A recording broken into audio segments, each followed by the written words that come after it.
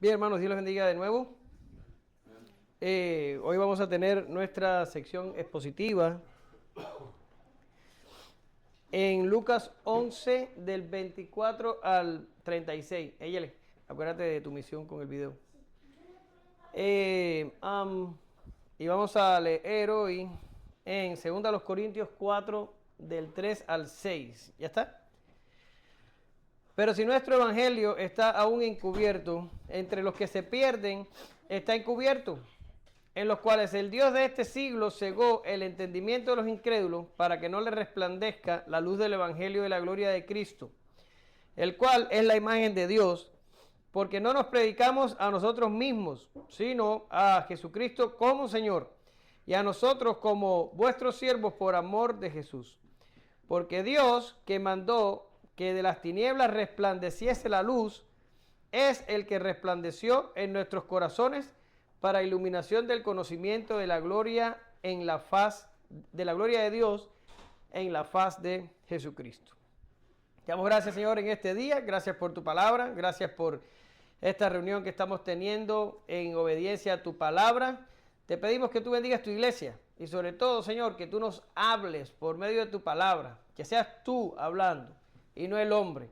Que tu Espíritu Santo dirija cada una de mis palabras, que dirija mi mente y que esta palabra pueda edificarnos y sobre todo que tú nos des la fuerza y la determinación de ponerla en práctica. En nombre de Jesús, amén. Gracias, Señor. Bien, como vimos en el estudio pasado, Jesús aprovechó el exorcismo de un demonio y la manera en que la multitud reaccionó. ¿Alguien se acuerda cómo reaccionó la multitud al exorcismo de la clase pasada? Dijeron que por Belcebú, unos reaccionaron con calumnia. ¿Qué más? Otros por, ¿cómo se llama? Otros se asombraron. Esa sería la primera reacción. ¿Y cuál es la tercera que vamos a ver hoy? Otros reaccionaron con incredulidad y fue el grupo que pidió una señal. En la clase pasada hablamos de la respuesta que Jesús dio a los que lo estaban calumniando y diciendo que él expulsaba demonios por el poder de Belcebú o de Satanás. Y ya hablamos de eso. Hoy es la segunda parte o la continuación del mismo discurso.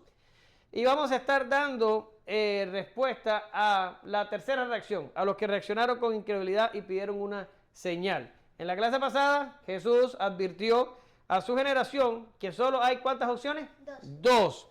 O pueden creer en él para el esperado Mesías y salvarse, o pueden estar contra él y sucumbir al engaño de Satanás. Es impresionante las palabras del Señor aquí, porque no es como que existe neutralidad en este asunto. No es como que yo diga, bueno, no, yo no creo en Dios, pero yo soy bueno, yo soy maravilloso, yo no hago pecados graves, yo soy todo una maravilla de persona. No, Jesús dice, o estás conmigo o estás contra mí. Esas son las opciones. Es una opción de estar en Él y la otra opción es estar contra Él. No existe una neutralidad, no existe un lugar donde tú puedas estar ni en uno ni en el otro. No, no existe así. Esta es la única cosa y de esto hablamos en la clase pasada. Hoy vamos a hablar de la famosa señal de Jonás y más adelante vamos a estar introduciendo este tema. Y básicamente esta va a ser la respuesta que el Señor dio a la otra triste realidad de aquellos que están bajo el reino de Satanás y son los que no creen o responden con una incredulidad sobre la incredulidad. Y puede notar de cierta manera una transición del discurso de Jesús que pasa ya de la exhortación a la advertencia de juicio. La primera parte del discurso podemos ver como una cierta advertencia a que lo pienses y elijas con cuidado en el lugar donde quieres estar o en el bando con el que quieres estar. Pero ahora con estos que son incrédulos y que demandan la señal, ya vemos como que el Señor endurece un poco más el lenguaje y ya habla más hacia la expectativa de juicio. Bien, dicho esto, vamos a ver 4 puntos en esta mañana. No se preocupen, que no se va a extender. El primero encabezado es el continuado deterioro de los incrédulos, del 24 al 26. Segundo, bienaventurados los que obedecen la palabra de Dios, 27 y 28. Tercero, la señal de Jonás, del 29 al 32. Y por último, cuarto, la ceguera de los incrédulos, del 33 al 36. Y eso concluiría con el tema que comenzamos hace 15 días atrás. Bien, Eyele, tú tienes el micrófono ahí. Ten cuidado, no choques con el atril. Y vamos a leer. Cuando el espíritu inmundo sale del hombre, anda por los lugares secos, buscando reposo y no hallándole. Dice, volveré a mi casa de donde salí. Y cuando llega, él la haya barrida y adornado. Entonces va y toma otros 7 espíritus peores que él, y entrados moran ahí. Y el postrer estado de aquel hombre viene a ser peor que el primero. Muy bien. Ahora, Martín, por favor, agarra el micrófono para la próxima aventura. Muy bien. Sorry, Eyelen. Gracias, Eyelen. Bien. Muy interesante la figura que usa Jesús aquí de la casa ocupada y la casa adornada. ¿Y de qué está hablando? Bueno, el Señor recuerden que el tema completo de todas estas dos clases es las dos opciones que tenemos. O podemos estar con Jesús y ser parte de su reino, o podemos estar cautivos en el reino de Satanás. ¿Ya está? Y ahora él usa una señal para explicar que el estado de la persona que está bajo el dominio de Satanás es un estado que va de mal a peor. ¿Ya está? Y por eso dice el encabezado, a los incrédulos les va mal. ¿Ya está? ¿Y por qué? ¿Y por qué les va mal? Bueno, el Señor básicamente dice que el espíritu sale del cuerpo y se va a lugares secos, a lugares donde no hay gente, donde no hay agua. Y después, no encontrando gente, regresa a donde mismo estaba. ¿Y qué se encuentra? Se encuentra con una casa vacía, ¿cómo se dice? Y ordenada. Una casa barrida y ordenada, no vacía, barrida y ordenada. Y se va a buscar 7 demonios más y regresa y dice que el estado postrer es peor que el primero. ¿Qué está pasando aquí? Bueno, aquí lo que está pasando es la sustitución de la religión verdadera por la religión falsa. Cuando el hombre pone en lugar de Jesucristo, pone a la religión falsa o la ideología falsa o la filosofía falsa, esto no trae resultados permanentes. ¿Ya? La persona puede decir, ok, tengo problemas matrimoniales, me voy a poner en terapia, y se va a poner en terapia. No tiene a Jesucristo, los problemas matrimoniales regresan y regresan peor, no importa que se haya sometido a terapia. El marido le puede decir a la esposa, no voy a tomar más, pero después de unos 6 meses va a volver a tomar. Y así se sucede con todos los demás estados. Tú puedes decir, me voy a educar, voy a ir a la universidad, voy a aprender, voy a ser educado, me voy a elevar, voy a ir con los gurús allá de la India y voy a elevar mi espíritu y voy a hacer y voy a deshacer. Después que pasa un tiempo, tu estado termina siendo peor del primero. ¿Por qué razón? Porque el único que verdaderamente puede ocupar tu casa y permanentemente provocar cambios eternos es nuestro Señor Jesucristo. Y escuchen, no nos estamos refiriendo aquí a que las personas que no son cristianas están poseídos por 7 demonios y más. Esa no es la intención del Señor. No se está refiriendo aquí a posesión, aquí se está refiriendo a influencia, aquí se está refiriendo a relación, aquí se está refiriendo a disposición. Quiere decir, está hablando más o menos diciendo, si tú pones en tu casa, o sea, en ti, en tu alma, en tu mente, en tu corazón, cualquier cosa que no sea yo, eso lo único que va a hacer es que vas a vivir en un estado de mal para peor. ¿Entienden lo que está diciendo el Señor? No está hablando básicamente de posesión. No es como alguien por ahí, de un falso pastor de aquí de Texas, que dijo que no se monte en avión porque la gente que vuela en avión todos están llenos de demonios. No es así. Puede que haya una persona posesionada con un demonio, quién sabe. Pero no es que todo el mundo está posesionado de demonios. Pero sí pueden ser influidos por los demonios, pueden seguir las sugerencias de los demonios y de Satanás, pueden ser cautivos al obedecer la corriente de este tipo de entidades. Pero no significa que está la gente totalmente poseída y fastidiada. ¿Lo ven? Pero en lo que sí están fastidiados es en su estado, que va a irse complicando con el estado del tiempo. ¿Está esto en la Biblia? Por supuesto que sí. Miren ahí, Génesis 6:5 dice, y vio de Jehová que la maldad de los hombres era mucha en la tierra. ¿Qué dice ahora? Y que todo designio de los pensamientos del corazón de ellos era de continuo solamente al mal. Pero me vas a decir, espera, pero eso era la generación antes del diluvio y que Dios decidió destruirlo todo por causa de ellos, pero eso siguió después. Bueno, pues te traje entonces a Éxodo 32:22, que usa el mismo lenguaje y dice que Aarón le respondió a Moisés, No se enoje, mi señor, tú conoces al pueblo que es inclinado al mal. Y está hablando del pueblo que Dios acababa de rescatar de Egipto. Quiere decir que la gente va de mal a peor. Incluso cuando tú lo ves prosperar, materialmente hablando, moralmente hablando, se destruyen a sí mismos. ¿No te ha pasado que has conocido una persona con muchos estudios, con mucha preparación, que eventualmente parece todo un iluminado, y cuando tú analizas su vida está lleno de pecado, lleno de perversión y lleno de todas las mismas maldades que todos los demás? Sí, y pasa a menudo. ¿Verdad que sí? Pero hay un tipo de incrédulos que les va aún peor que al incrédulo regular. Se los traje porque puede ser que el Señor aquí esté hablando de ellos y no de la persona regular.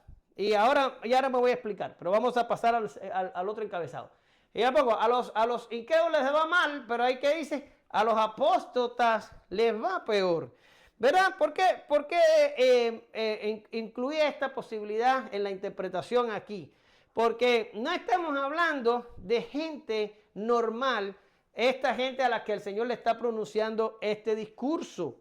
Un inconverso regular sería una persona que nació, por ejemplo, en un hogar donde nunca le hablaron de Dios, y la persona está viviendo su vida y posiblemente, por ejemplo, puede ser ateo o puede ser engañado por alguna religión falsa, y esto no es algo que no pasa. Al propio Agustín, antes de ser creyente, él, entre pecado, perversión y religión falsa, él navegó en todos esos mares.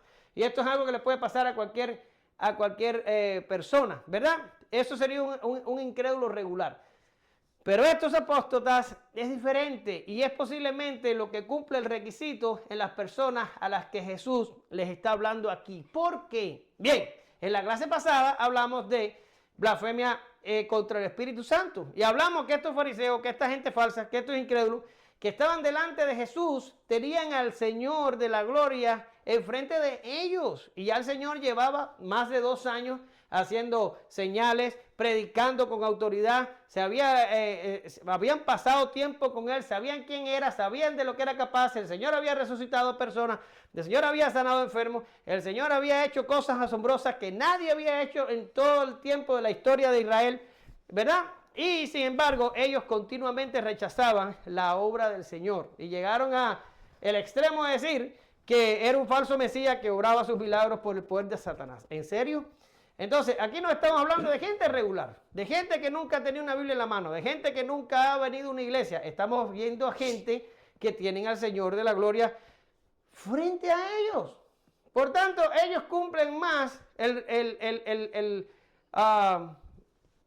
perfil de apóstatas que el perfil de incrédulo regular.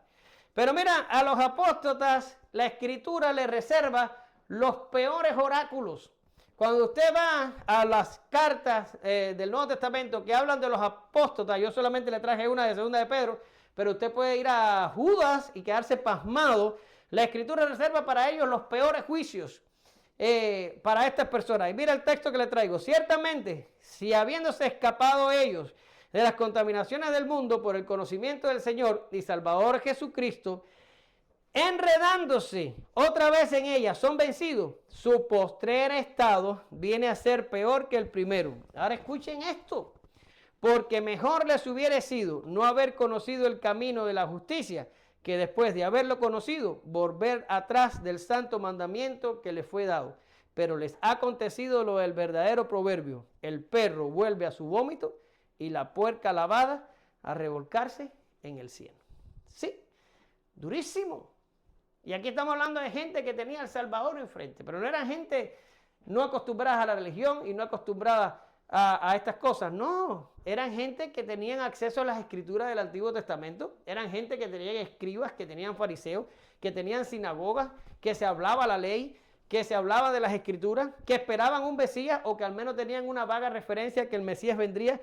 Eran gente que tenían conocimiento de lo que estaba pasando. Había venido Juan el Bautista y había predicado en un ministerio de preparación para la llegada de Jesús. Lo tenían absolutamente todo delante de ellos y ellos ciertamente estaban rechazando todas estas cosas. Pues me parece que cubren más lo que son los apóstatas y ya va un poquito más acorde a lo que el Señor está diciendo, que su estado termina siendo peor que el primero, ¿ya? Como mismo le pasa a los apóstatas aquí. Bien, pues ese es lo primero que Jesús le dice. Si te quedas con Satanás, si no vienes a donde yo, pues tus opciones son quedarte bajo su dominio y tu estado será peor cada día.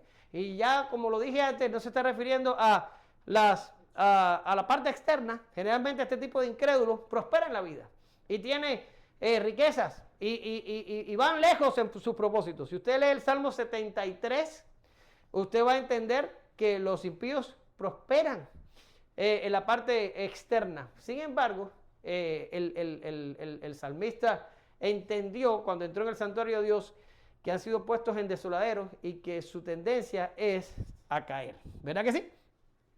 Ahora, ¿qué más pasó? Bueno, pasa que cuando el Señor está enrolado en esto, aparece alguien del público y grita. ¿Quién lo lee, por favor? Mientras él decía estas cosas, una mujer de entre la multitud levantó la voz y le dijo: Bienaventurado el vientre que te trajo y los senos que mamaste. Y él dijo: Antes bienaventurados los que oyen la palabra de Dios y la guardan. Excelente. Estoy contra los que piensan que esta alabanza aquí es una alabanza a María. No creo que sea eso. Creo que más bien esta señora era una mujer de la multitud, probablemente era madre, estaba resaltando la bendición tan grande que había tenido María al ser la madre del Hijo de Dios. Y era una alabanza correcta y era una alabanza, vamos a decir, bíblica. La mujer había dicho algo bueno, ¿verdad? La propia Biblia dice que María es bendita por sobre todas las mujeres. ¿Por qué? Porque ella tiene algo que las otras mujeres no tienen. No, es porque ella tuvo un hijo que las otras mujeres no han tenido. Y es el Hijo de Dios. Y más o menos esto es lo que estoy viendo aquí. Pero Jesús tampoco la contradice. Ni Jesús dice, trata de reelaborar aquella alabanza, ni trata de hacer absolutamente nada sobre esto. Más bien, Jesús acepta lo que la mujer está diciendo. Sin embargo, Jesús reorienta las prioridades de esta mujer, que es lo mismo que Jesús ya ha hecho en el pasado con sus propios discípulos. ¿Se acuerdan? Los discípulos llegaron y le dijeron: Señor, aún los demonios se nos sujetan en tu nombre, ¿verdad? ¿Eso era bueno? Sí. ¿Los discípulos estaban haciendo el trabajo? También. ¿Lo estaban haciendo correctamente en el nombre de Jesús? Seguro que sí.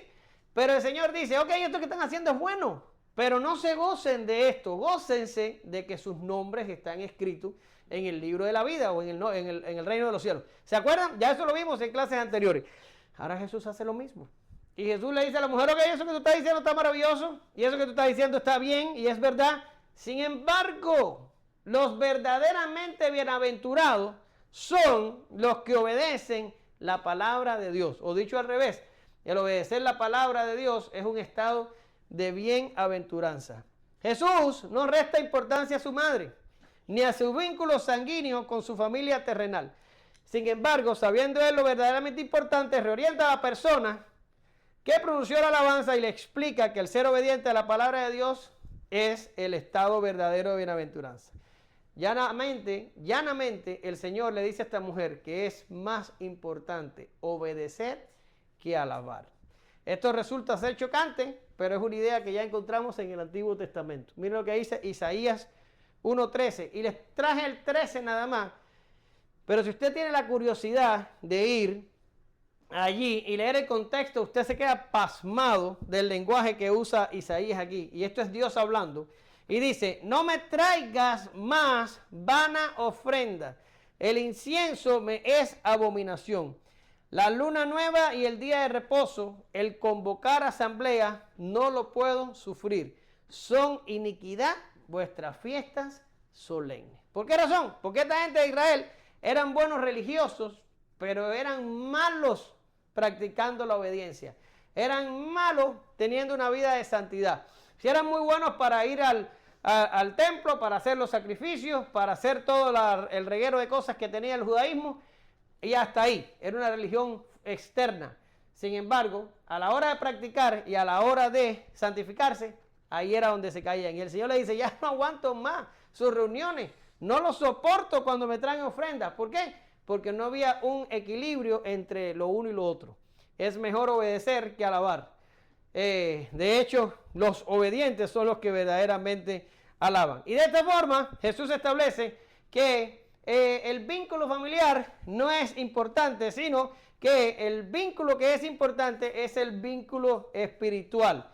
A saber, los que obedecen a Dios lo hacen porque son ¿qué? Poseedores del Espíritu Santo, que es de lo que hemos estado hablando en las últimas semanas. Los que tienen el Espíritu Santo son los que pueden obedecer, y este Espíritu Santo es el que provoca el vínculo perfecto con Jesús. Esto es algo que María entendió muy temprano en su vida, y es cuando estaba en las bodas de Caná, Juan 2:5, y le dice a los que se les había acabado el vino, hagan exactamente todo lo que Él les diga. Para ella entendía y sabía que obedecer a Jesús era algo importante. Miren lo que dice Romanos 9:6. Romanos 9:6. No que la palabra de Dios ha fallado, porque no todos los que descienden de Israel son israelitas. Aquí Pablo está defendiendo el punto de que la sangre a veces no te resuelve el problema. ¿Ya? El hijo que traes en tu vientre no significa que va a ser cristiano porque tú seas cristiana. Los hijos nuestros que ya están nacidos no significa que van a ser cristianos porque nosotros somos cristianos. No funciona así. Aquí la cosa es de Dios. Dios es el que salva y Dios es el que tiene misericordia. Por tanto, el vínculo familiar a veces no determina. Lo que importa es el vínculo espiritual. Mira lo que dice 1 Juan 4:13. En esto conocemos que permanecemos en Él y Él en nosotros. ¿En qué? En que nos ha dado de su espíritu. ¿Lo ven? Ahora vámonos para la señal de Jonás. Vámonos para la señal de Jonás. Pasa el micrófono, por favor. Y apiñándose las multitudes comenzó a decir, esta generación es mala, demanda señal, pero señal no le será dada sino la señal de Jonás. Porque así como Jonás fue señal a los ninivitas, también lo será el Hijo del Hombre a esta generación. La reina del sur se levantará en el juicio con los hombres de esta generación, y los condenará porque ella vio de los fines de la tierra para oír la sabiduría de Salomón, y he aquí más que Salomón en este lugar. Los hombres de Nínive se levantarán en el juicio con esta generación, y la condenarán, porque a la predicación de Jonás se arrepintieron, y he aquí más que Jonás en este lugar. Muy bien, gracias.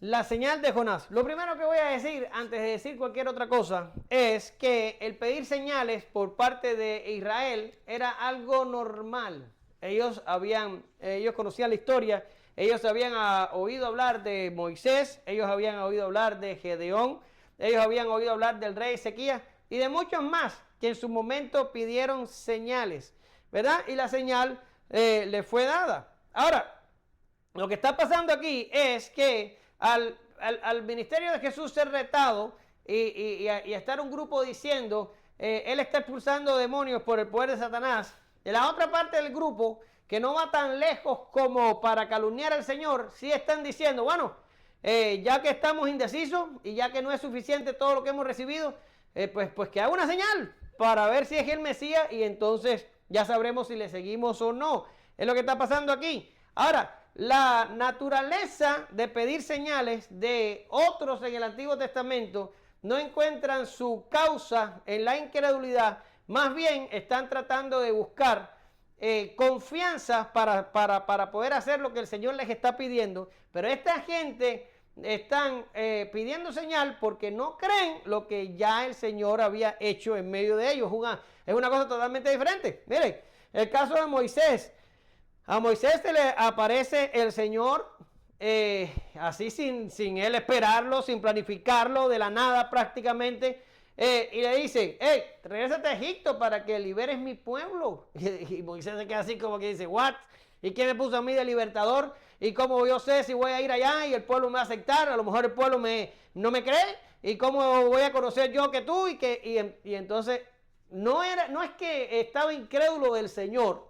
No, es que estaba incrédulo de que él pudiera, o tenía problemas de confianza en de que él pudiera ir y hacer lo que el Señor le estaba diciendo. Y el Señor le da señales. y le dice, ¿qué tienes en la mano? Bueno, pues aquí tienes la vara, boom, tiró la vara de la serpiente, recogió la vara y era vara, y después dijo, mete la mano aquí, y la sacó, y entonces era leprosa, métela de nuevo, y se le quitó la lepra, ¿verdad que sí? Y ahora miren lo que dice, ups, oh, sorry, se me olvidó pasar la diapositiva. Miren lo que dice el texto. Y si aún no creyeren estas dos señales, ni oyeren tu voz, tomarás de las aguas del río y las derramarás en la tierra y cambiarán aquellas aguas que tomarás del río y serán sangre en la tierra. Quiere decir, Dios le dio tres señales, la señal de la vara, la señal de la mano leprosa y la señal de la sangre en la tierra. Tres señales a Moisés para que el pueblo pudiera creer en él. Si usted busca Jueces 6 del 36 al 40, usted va a ver la paciencia que tuvo Dios con Gedeón. Y aquí en Segundo de Reyes 20 del 9 al 10, el rey Ezequías pidiendo una sanidad, le pide al Señor una señal de que en verdad el profeta había hablado palabra del Señor y que él iba a vivir 15 años más. Y ustedes pueden ir ahí después en su casa y ver esto, si no me toma mucho tiempo. ¿Qué quiero decir con esto? Que pedir señales no es tan mal si no nace de una incredulidad como las que tenían esta gente. Ahora, si tú tienes la incredulidad de este grupo y pides señales, ahí es entonces donde tenemos un absoluto problema. ¿Por qué razón? Porque esta gente, y lo vamos a ver más adelante en el mensaje, esta gente eran tan malos que estaban rechazando la obra que Jesús ya había hecho. La incredulidad de ellos se basaba en su propia maldad, no en que haya habido una ausencia de señales por parte del Señor. Y el Señor en otras ocasiones les advirtió sobre esto. Dice, el que me rechaza, Juan 12, 48, dice, el que me rechaza y no recibe mis palabras, tiene quien le juzgue. La palabra que he hablado, ella le juzgará en el día postrero. Quiere decir, básicamente, la palabra de Dios o la palabra de Jesús era suficiente para que la gente sucumbiera ante el poder de Jesús. De hecho, ¿se acuerdan cuando mandaron a apresarlo y los soldados se fueron y regresaron y no lo trajeron? Y le preguntan a los jefes judíos, ¿y dónde está el que fueron a capturar? Y dijo, no pudimos capturarlo. Ningún hombre ha hablado así jamás. Quiere decir, la gente reconocía que la palabra de Jesús tenía autoridad. La gente reconocía que la palabra de Jesús cambiaba las cosas. Sin embargo, este grupo que tenemos aquí no le era suficiente, sino que estaban pidiendo otra señal. Jesús termina diciendo que la única señal que recibirían ellos sería la señal del profeta Jonás. ¿Verdad? Ahora, vamos a hacer un paréntesis aquí. Yo les voy a dar sobre Jonás, la señal de Jonás, mi interpretación. ¿Ya está? Usted lee en bibliografía y va a leer mucho, porque hay gente que ha escrito libros enteros sobre esto, artículos enteros sobre la señal de Jonás. Yo le voy a decir lo que creo yo, porque no tengo tiempo para estar valorando otras opiniones. ¿Ya está? Ahora, esto es un asunto complejo en el que uno tiene que prestar atención, no solo al contexto de Lucas, sino también a lo que pasó en el libro de Jonás. Pero, como siempre hemos dicho, aquí en nuestra iglesia tenemos la bendición de que sin nosotros planificar, jamás en la vida yo le digo a Martín lo que él tiene que predicar, ni jamás en la vida le pregunto a Alex de qué va a predicar. Yo no entro en ese tipo de cosas. Ellos son libres para venir aquí a enseñar lo que Dios le pone en el corazón. Pero ya llevamos 3 clases de Jonás. Y a mí se me hace el trabajo bastante fácil con el problema de la señal de Jonás, porque no tengo que explicarle a ustedes Jonás, porque me imagino que Alex, después de 3 clases, ya ustedes han entendido. Y eso para no hablar de que aquí viene un día Daniel y también habló de Jonás, pero no vamos a hablar de ese día. Vamos a hablar de Alex. Ya está. Ahora, tenemos a Jonás, un profeta único en el Antiguo Testamento. ¿Por qué? ¿Por qué Jonás es único? ¿Lo saben? Porque fue el único profeta del Antiguo Testamento que fue enviado no a predicarle a su propia gente, sino a ir a salvar a una ciudad de gentiles. De hecho, no voy a adelantar, pero si Alex va por el lugar correcto, ahora va a tocar el evento de la calabacera. Y en el evento de la calabacera, Jonás estaba frustrado por la misericordia de Dios hacia el pueblo de Nínive. Pero no voy a entrar ahí, para no malearle el mensaje a Alex.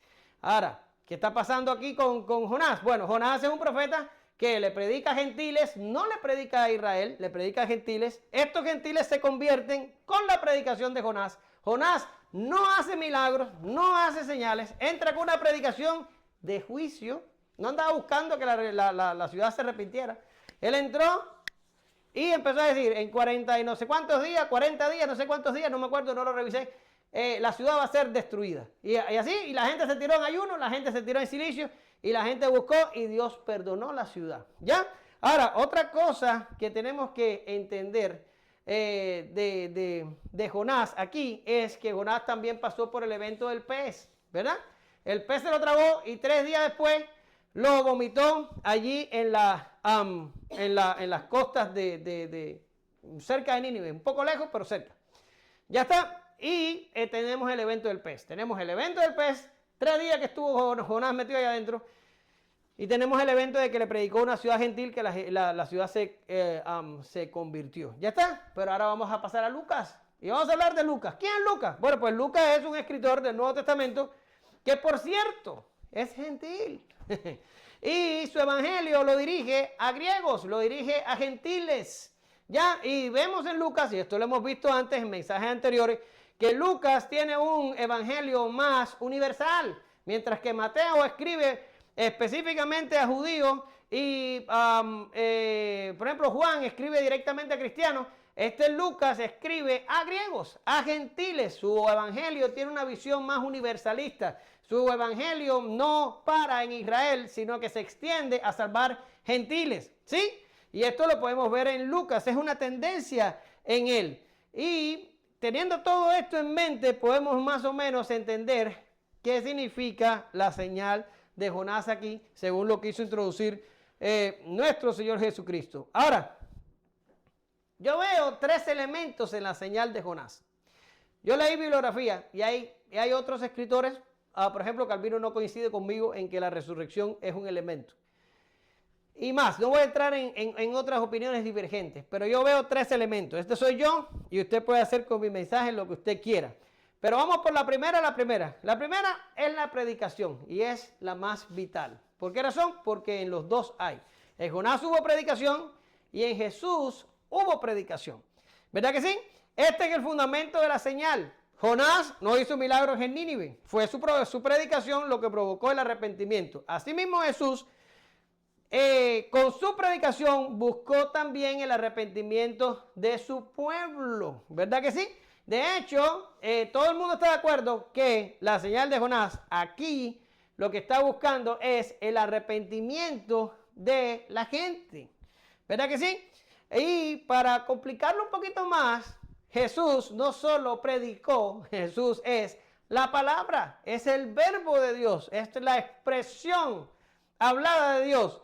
Por tanto, Él no solo es el mensaje cuando lo habla Jesús en su persona, es el mensaje. ¿Lo ven? Por tanto, esta es la parte más importante de la señal de Jonás. Que dice, a esta generación no se le dará más señal que la señal del profeta Jonás. ¿Qué es lo que está diciendo Jesús? Lo único que tiene que prestar atención esta generación mía que me está escuchando es la palabra que le estoy hablando. Porque como lo leímos anteriormente, esa palabra los va a juzgar en el día postrero.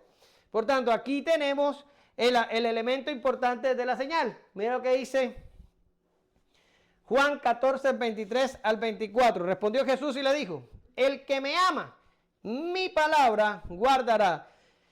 Y mi Padre le amará y vendremos a él y haremos morada con él. Ahora, ¿cuál es la contraparte? ¿Se acuerdan las dos opciones? El que no me ama no guarda mis palabras. Y la palabra que habéis oído no es mía, sino del Padre que me envió. ¿Ok?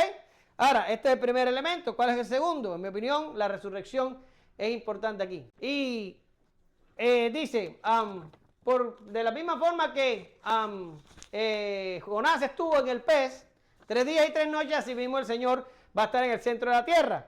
Ahora, esto lo dice Mateo. Ahora, ¿qué está significando la resurrección aquí? Bien, que la resurrección es una señal, y lo decíamos la clase pasada. ¿Se acuerdan cuando yo dije una cosa es Jesús antes de resucitar y una cosa es Jesús después de resucitar? ¿Verdad? Es la bisagra de cambio, donde se produce el quiebre, donde se descansa el cristianismo completo. es en la resurrección de Jesús. Y la misma forma que Jonás estuvo dentro del pez y fue preservado, Jesús estuvo muerto y fue preservado y resucita para nuestra santificación.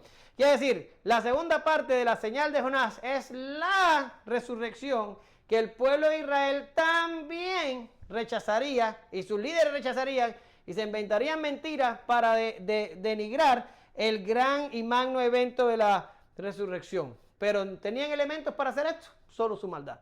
Porque les era claro y les era manifiesto de que el Señor había resucitado. Mira el testimonio de la iglesia primitiva. Hechos 2 del 32 al 33. Aquí. A este Jesús resucitó Dios. Ahora mira lo que dice Pedro. De lo cual todos nosotros somos testigos. Así que, exaltado por la diestra de Dios y habiendo recibido del Padre la promesa del Espíritu Santo, ha derramado esto que vosotros veis y oís. Ya, si Jesús no hubiera resucitado, hubiera habido un cuerpo, y si hubiera habido un cuerpo que no se lo hubieran podido robar 12 discípulos asustados, el cuerpo hubiera sido mostrado. Sin embargo, cuando esta gente se paran y predican y dicen, Jesús resucitó, de lo cual somos todos nosotros testigos, no hubo ¿cómo se dice? Una prueba de que ellos estuvieran siendo falsos testigos. Todo el mundo cayó y lo aceptó. ¿Por qué? Porque sabían que el Señor había resucitado. Pero este asunto de los testigos se los voy a complicar un poquito más. Es lo que dice el apóstol Pablo cuando le escribe a los Corintios. Y dice, y que fue sepultado, ya se lo vimos en el credo, y que resucitó al tercer día. ¿Conforme a qué? Conforme a las Escrituras. Quiere decir, Isaías habló de esto extensamente y el Antiguo Testamento profetizó la resurrección de Jesús. No era algo que los judíos podían desconocer. Ellos sabían. Pero ahora mira lo que dice Pablo. Y apareció a Cefas y después a los 12. Escuche. Y después apareció a más de 500 hermanos a la vez, de los cuales muchos viven aún y otros ya duermen. Después apareció a Jacobo, después a los apóstoles todos, y por último, como un abortivo, me apareció a mí. ¿Qué te quiere decir Pablo aquí? Pablo está escribiendo a Corintios que ellos están rechazando la resurrección y diciendo que no hay resurrección, y Pablo le está diciendo que no hay. Si hay 500 gente que vieron a Jesús de una vez, y algunos de ellos todavía viven. Vayan a Jerusalén y pregúntenle a aquellos que vieron al Señor resucitado aquel día. Por tanto, habían testigos presenciales que sabían que Jesús había predicado, que había resucitado, y había una tumba vacía. Estos judíos, este pueblo y esta gente no estaban rechazando esto por falta de evidencia, estaban rechazando esto por la dureza de su corazón. ¿Y cuál es el tercer elemento de la señal de Jonás? La inclusión gentil. Y esto es vital en el libro de Jonás. ¿Por qué? Porque es una ciudad gentil que se volvió tras la predicación de un profeta de Israel. Y aquí vemos a un profeta judío, Jesús, también predicar arrepentimiento al pueblo y también volverse a los gentiles. Por tanto, esto cierra la señal. La señal es, te di predicación, no la creíste. Resucitó entre los muertos, tampoco lo creíste. Y por cuanto no creíste en ninguna de estas cosas, me vuelvo a los gentiles y les predico para que entonces los gentiles se conviertan. ¿Habló del Señor esto? Miles de veces les advirtió que el evangelio sería quitado de ellos y dado a otro pueblo que produjera más fruto. El Señor lo había anticipado. Romanos 11:11 dice, digo pues, ¿han tropezado los de Israel para que cayesen? En ninguna manera. Pero por su transgresión vino la salvación a los gentiles para provocarles a celos. Quiere decir, ¿quiénes van a ver la señal? ¿Quiénes la van a entender? Los que provocados a celos van a venir a Jesús luego de que explote la inclusión gentil. Y esto cierra la señal. Eso es todo lo que tenía la generación de Jesús para creer. Y cuando yo digo todo, no lo estoy diciendo despectivamente. Era bastante lo que tenían para creer. Pero la generación de Jesús no prestó atención a la señal. Abiertamente rechazó la predicación de Jesús. Y en su momento lo agarraron y lo crucificaron. Y frente a los eventos de la resurrección respondieron con la misma incredulidad. Y luego persiguieron a la naciente iglesia más allá de los límites de la nación. ¿Qué pasó? El juicio no se tardó. En el año 70 después de Cristo vino el general Tito, el hijo del emperador Vespasiano, y destruyó la ciudad. Destruyó la ciudad y destruyó el templo. Y le dio terminación a la nación judía y a la religión judía. Usted va a decir, ¿en serio? Sí, el judaísmo debió morir ese día. Ese era el día de la consumación del juicio. No debería haber hoy judaísmo. Lo que usted está viendo en Israel y en esas religiones que se han despertado a raíz del resurgimiento de la nación de Israel, eso es sionismo, no es judaísmo. El judaísmo debió terminar con la destrucción del templo en el año 70. La escritura lleva la historia de Israel hasta ahí. ¿Ya? Ahora, si quieren alcanzar al Mesías que rechazaron, tienen que venir a través ¿de qué? De Cristo y de la iglesia. Ya está, ya no hay judaísmo que practicar, ahora hay cristianismo que practicar. Pero mira lo que Cristo advertía en sus tiempos, poco antes de estos eventos. Dice, Jerusalén, Jerusalén, que matas a los profetas y apedreas a los que te son enviados. ¿Cuántas veces quise juntar a tus hijos como la gallina a sus polluelos debajo de sus alas y no quisiste? He aquí, escuche, vuestra casa os es dejada desierta. Y os digo que no me veréis hasta que llegue el tiempo en el que diga, bendito el que viene en el nombre del Señor. ¿Qué era lo que le esperaba a esta generación por causa del rechazamiento de toda la obra de Jesús? Le esperaba juicio. ¿Ya? Juicio. Ahora, vamos al punto 4, porque el punto 4 es la corona de la clase. De cierta manera, usted dice, bueno, la clase se llama la señal de Jonás. Sí, pero ahora yo voy a ir, bueno, yo no, Jesús va a ir un poquito más interno y te va a explicar por qué esta gente reaccionó con incredulidad. ¿Por qué? Es como cuando el Señor le dijo a Tomás, le dijo, porque dijo, si no veo el costado y las manos traspasadas, pues yo no, y no pongo yo el dedo, pues yo no voy a creer. Y el Señor se le aparece, ya ustedes saben la historia. Y le dice, vamos, pon el dedo en las llagas y mete tu mano en el costado para que seas un creyente y no un incrédulo. No lo hizo, él dijo, Señor, Señor mío y Dios mío. Y él le dice, porque me ves, dices, ¿qué crees, Tomás? ¿Y qué dice el Señor a continuación? Dice, bienaventurados los que creen sin ver. Y ahí andamos nosotros. No hemos visto nada, no vimos al Señor caminar sobre la tierra, no vimos al Señor hacer milagros, no vimos ninguna de estas cosas, pero estamos creyendo porque ahí está la Escritura relatando estas cosas y por fe las creemos.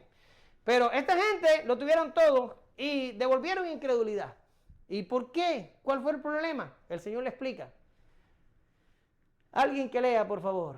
Nadie pone en oculto la luz encendida, ni debajo del almud, sino en el candelero, para que los que entran vean la luz. La lámpara del cuerpo es el ojo. Cuando tu ojo es bueno, también todo tu cuerpo está lleno de luz. Pero cuando tu ojo es maligno, también tu cuerpo está en tinieblas. Mira pues, no suceda que la luz que hay en ti sea tinieblas. Así que, si todo tu cuerpo está lleno de luz, no teniendo parte alguna de las tinieblas, será todo luminoso, como cuando una lámpara te alumbra con su resplandor. Muy bien, gracias. ¿Qué está pasando aquí? Bien, el Señor decide llevar el argumento hasta el final y el Señor va a hablar ahora por qué esta gente está respondiendo con incredulidad. Y el Señor hace esta ilustración y Él dice que los ojos son la lámpara del cuerpo. Aunque realmente la enseñanza aquí no tiene que ver con ojos, pero así lo hace el Señor. Él dice, los ojos son la lámpara del cuerpo. Si el ojo funciona bien, la luz va a entrar a través del ojo y todo el cuerpo va a estar iluminado. Pero si el ojo está dañado, la luz no entra por el ojo y el cuerpo se mantiene en tinieblas. Más bien, el ojo está haciendo una función no de lámpara, sino de una especie de puerta que permite que la luz entre o que permite que la luz no entre. ¿Lo ven? Ahora, ¿qué es lo que está diciendo el Señor aquí? Ustedes no necesitan otra señal. como ya les he dicho antes en este mensaje, el Señor llevaba 2 años predicando y haciendo señales. Ya está. El problema no estaba en la ausencia de señales. El problema estaba en los receptores de toda esta actividad. Esta gente tenía suficiente luz, tenían suficiente revelación. El Señor había hecho suficientes cosas para que cayeran rendidos y creyeran. ¿Dónde está el problema entonces? Por eso el encabezado que les pongo aquí dice, el problema no es la luz. ¿Ya? ¿Qué es lo que dice el Señor? El problema es el corazón endurecido contra la verdad que tenían esta gente. Su ojo era malo. Dense en cuenta que en la ilustración el Señor no está apuntando a una causa física para que el ojo no funcionara bien. El Señor está hablando de una causa moral. ¿Se da cuenta? Por ejemplo, si ahora uno, bueno, no vamos a decir uno de nosotros. Si alguien desarrolla cataratas, ¿sabe lo que es eso? En la vista, ¿verdad que sí? ¿Qué pasa? Que algo le pasa al cristalino que se pone opaco y al ponerse opaco la luz no pasa a través del cristalino y el médico entonces va a proceder a quitarte tu cristalino que está opaco, que de hecho yo los he visto, yo he estado en operaciones de sustitución del cristalino, le quitan el cristalino biológico y le ponen un lente ocular. Y yo lo he visto, y se pone bien feo, se pone amarillo, parece algo como, ¿en serio? Así se pone. Y le ponen entonces el lente. Cuando ya le ponen el lente intraocular, entonces la persona vuelve a ver, ¿verdad que sí? Pero no sé, no me da mi conocimiento de medicina para explicarles ahora por qué el cristalino se endurece y se pone así amarillo y feo. Pero eso sería una causa física, una causa biológica, ¿verdad que sí?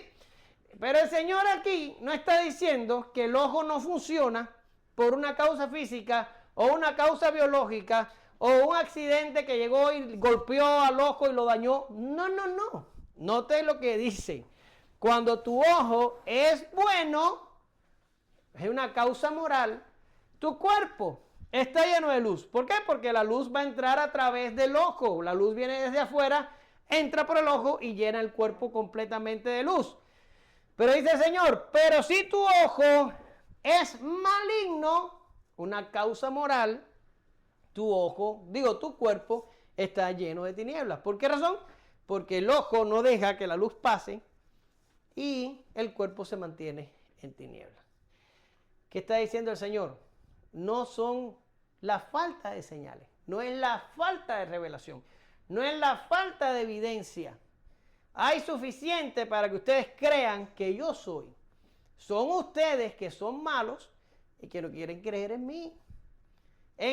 Siguiendo la misma ilustración y hablando del tema de la luz, a esta gente les podía explotar una supernova a 30 metros y no iban a ver luz alguna. ¿Por qué razón? Porque el problema no estaba en la luz. El problema estaba en que el ojo era malo. Esta gente era tan mala que no veían la luz, pero no la veían porque la luz no estaba. No la veían porque no querían verla. ¿No ha oído usted el dicho? No hay peor ciego que el que no quiera ver. ¿En serio? Y ese es el problema de los pecadores. Los pecadores no es que no podemos ver, no, es que no queremos ver. No queremos ver.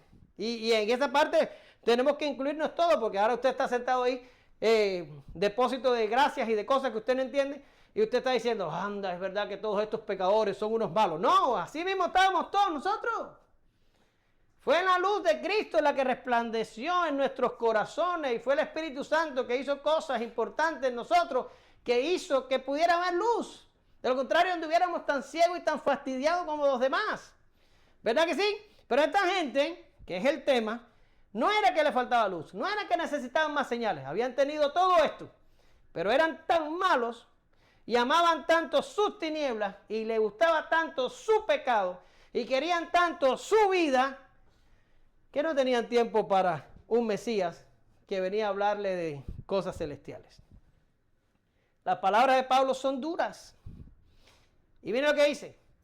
Porque la ira de Dios se revela desde el cielo contra toda impiedad e injusticia de los hombres que detienen con su injusticia la verdad. La verdad está, sí. La verdad viene, sí. La verdad está disponible también. Son los hombres con su injusticia los que detienen la verdad. Y continúa Pablo. Porque lo que de Dios porque lo que de Dios se conoce les es manifiesto, pues Dios se lo manifestó. Porque las cosas invisibles de Él, su eterno poder y deidad, se hacen claramente visibles desde la creación del mundo, siendo entendida por medio de las cosas hechas, de modo que no tienen excusa. Y sigue Pablo. Pues habiendo conocido a Dios, no le glorificaron como a Dios, ni le dieron gracia, sino que se envanecieron en sus razonamientos y su necio corazón fue entenebrecido. ¿Se acuerda que hablaba ahorita y les decía? Esta gente concuerda más con la descripción de un apóstata. Y aquí dice, habiendo conocido a Dios, no le glorificaron como Dios ni le dieron gracia, y por esto se envanecieron en su razonamiento y su negro corazón fue entenebrecido. Esta gente del tiempo de Jesús eran tan malos que pedían más señales. No importa, el Señor podía abrir el universo a la mitad y todavía no iba a ser suficiente para ellos. Por eso es que el Señor dice, a esta generación mala y perversa no se les va a dar otra señal que la señal del profeta Jonás. El triple elemento de la predicación, la resurrección y la inclusión gentil van a ser suficientes. Y si esto no es suficiente, pues los espero el día del juicio. Es lo que les dijo a Abraham, al rico, cuando le dice, ok, Señor, ya que Lázaro no puede arreglarme el problema de la lengua, mándalo allá, a donde están mis hermanos, para que entiendan esta realidad y no vengan conmigo aquí. Y dice que le dijo, y le dice, porque si una persona resucita de los muertos, ellos van a creer. Y entonces Abraham le dice, despreocúpate, que ni aunque una persona se resucite de los muertos, esta gente va a aprender. ¿A quién tienen ellos? ¿Qué le dijo? A Moisés y a los profetas. ¿Qué es lo que es Moisés y los profetas? Las escrituras. ¿Verdad que sí? Este grupo que pedía la señal, más allá de la persona de Jesús y de lo que el Señor estaba haciendo, demostró que su incredulidad era más que un defecto de conciencia, era mal moral. Estaban podridos y consumidos en sus pecados. Tan malos eran que solo les esperaba la condenación. Y de esta ya tenían posesión, pues habían rechazado al único que podía salvarles. Miren lo que dice Juan 3, del 19 al 21. Y ya estoy terminando. Y esta es la condenación, que la luz vino al mundo y los hombres amaron más las tinieblas que la luz. ¿Por qué? Porque sus obras eran malas, porque todo el que hace lo malo aborrece la luz y no viene a la luz para que sus obras no sean reprendidas. Mas el que practica la verdad viene a la luz para que sea manifiesto que sus obras son hechas en Dios. Esta gente ya estaba condenada. Y así está cada persona que se expone a estos medios y las personas que se exponen a esta predicación de la palabra y el evangelio y lo rechazan continuamente. Son gente que llega el momento que el Espíritu Santo le dice, ¿no quieres evangelio, hijo? ¿No quieres conversión? ¿No quieres arrepentimiento? ¿No quieres lo que te estoy ofreciendo? Pues, buena suerte y vete entonces a pecar. Y ya hemos hablado de esto, usted los ve. Nada más tiene que encender un rato el televisor y seguro que usted los va a ver. Concluyo. Somos malos y amamos nuestro pecado y nuestras tinieblas. Y queremos vivir sin que nadie nos diga cómo. Y rechazamos y odiamos a Dios con todas nuestras fuerzas. A cada paso, a cada respiración, en cada pensamiento queremos correr tan lejos de Él como nos sea posible. Esa es la verdad.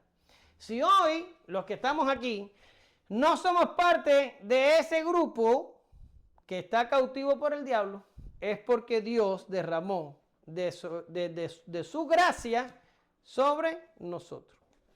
No hubo más señal. Perdón. Ahí. No hubo más señal, ni la habrá para nosotros. Es Jesús el Verbo de Dios. Todo con lo que contamos y es más que suficiente para aquellos que se salvan. Pero para los que se pierden, nada es suficiente, porque ellos no quieren ver la luz. No seamos nosotros del grupo de incrédulos que necesitan más revelación. Los que buscan la última experiencia. Con lo que tenemos es suficiente. Tenemos las Escrituras y a Jesús en cada página de ella. Dejemos que el Espíritu Santo nos lo muestre y tengamos paz. ¿Sí? Gracias te damos, Señor, en esta mañana por tu misericordia, por tu gracia. Porque realmente así éramos cada uno de nosotros. Y corríamos de ti. Y te resistíamos a cada paso del camino. Pero tu gracia fue mayor, Señor, y nos alcanzaste.